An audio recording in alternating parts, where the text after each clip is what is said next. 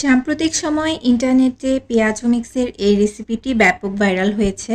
তাই ভাবলাম এই রেডি মিক্সটি আমিও তৈরি করি। আসলে প্রতিদিন ডাল বেটে নেওয়াটা কিন্তু অনেকটাই কষ্টকর।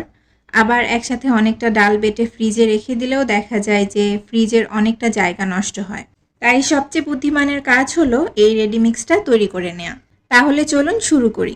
পেঁয়াজু মিক্সটা তৈরি করার জন্য আমি এখানে নিয়েছি 500 গ্রাম খেসারির ডাল, 250 গ্রাম মসুরির ডাল আর 250 গ্রাম বুটের ডাল।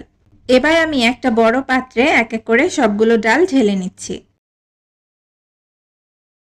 এখন এই ডালগুলোকে একটু বেছে নিচ্ছি, কারণ ডালের মধ্যে অনেক ধরনের ময়লা থাকে, সেই ময়লাগুলোকে এভাবে বেছে ফেলে দিতে হবে। তা না হলে কিন্তু পেঁয়াজু মিক্সটা ভালো হবে না। এখন এই ডালগুলোকে ধুয়ে নিব।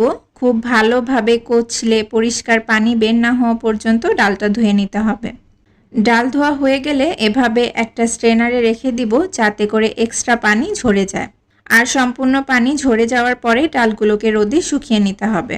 যাদের বাসায় পর্যাপ্ত পরিমাণে রোদ আসে না, তারা চাইলে ফ্যানের বাতাসেও শুকিয়ে নিতে পারেন। তবে চেষ্টা করবেন খুব ভালোভাবে শুকিয়ে নেওয়ার। আমি পুরো একদিন ডালগুলো রোদে দিয়েছি, যাতে করে এর গায়ের সমস্ত পানি শুকিয়ে যায়। আর দেখুন, এটা কিন্তু আগের মতোই ঝরঝরে হয়ে গেছে। এবার এই ডালটাকে ব্লেন্ড করে নিব। এর জন্য একটা ব্লেন্ডারের জগে ডালগুলো নিয়ে নিচ্ছি। খুব মিহি করে কিন্তু এই ডালটা ব্লেন্ড করবেন না, একটু দানাদার ভাব যেন থাকে সেভাবেই ডালগুলোকে ব্লেন্ড করে নেবেন। এতে করে পেঁয়াজুর টেস্ট অনেক বেশি ভালো আসবে। এবার এই রেডি মিক্সটা দিয়েই আমি আপনাদেরকে পেঁয়াজু বানিয়ে দেখাবো। এর জন্য একটি মিক্সিং বলে হাফ কাপ পেঁয়াজু মিক্স নিয়ে নিচ্ছি, সেই সাথে আরও নিচ্ছি হাফ কাপ পানি। এখন একটা চামচের সাহায্যে একটু মিশিয়ে নিয়ে 15 থেকে 20 মিনিটের জন্য রেখে দিব, যাতে করে ডালটা সমস্ত পানি অ্যাবজর্ব করে নিতে পারে। যতটুকু ডাল নেবেন ঠিক ততটাই পানি নেওয়ার চেষ্টা করবেন, তাহলেই একটা পারফেক্ট মিশ্রণ হবে পেঁয়াজু তৈরির জন্য।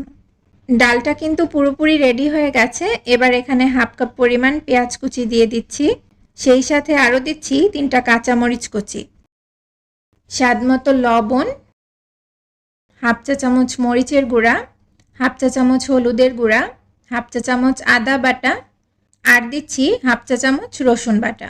এখন সব কিছুকে একসাথে খুব ভালোভাবে মেখে নিচ্ছি।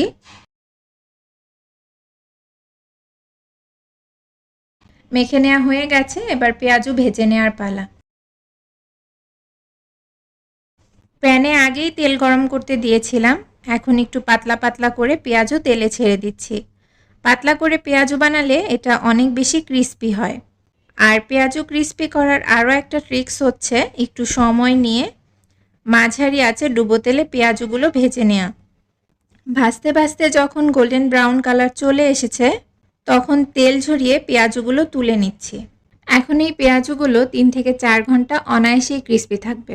ইফতারের আগে আপনারাও চাইলে এভাবে বানিয়ে নিতে পারেন। একদিন একটু কষ্ট করে সারা মাস আরামে মুচমুচে পেঁয়াজু খাওয়ার জন্য অবশ্যই বাসায় এই পেঁয়াজু মিক্সটা তৈরি করে নেবেন। এতে করে আপনাদের অনেকটা সময় বেঁচে যাবে।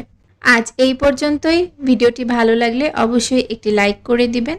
সবাই ভালো থাকবেন, সুস্থ এবং নিরাপদে থাকবেন। আল্লাহ হাফেজ।